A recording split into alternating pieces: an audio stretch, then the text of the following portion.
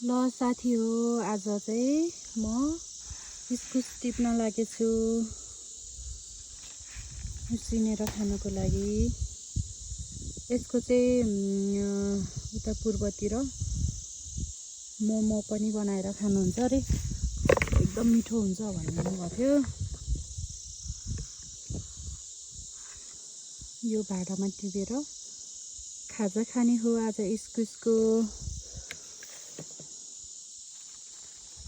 यो चाहिँ सानो भयो नि कस्तो मिठो हुन्छ क्या यो, अभानो मिठो हुन्छ यो सानो भयो नि।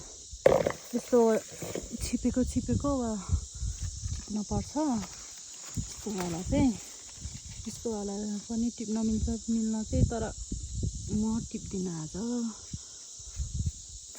छिपेको मात्रै टिप्छु। यता पनि छ, कति धेरै छ क्या, यस्तो जान्छ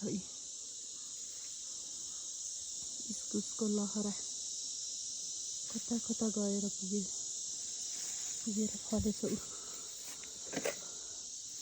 यता पनि छ। ओए यो त यस्तरी उम्रेछ। यता पनि उम्रेछ भाइ,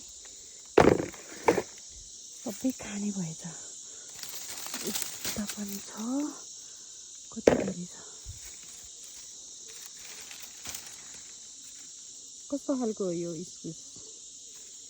ओ माय गॉड।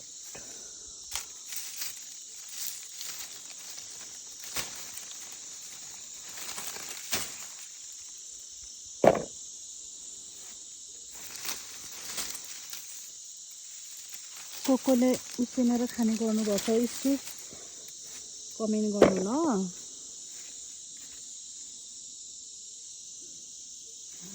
आँखामा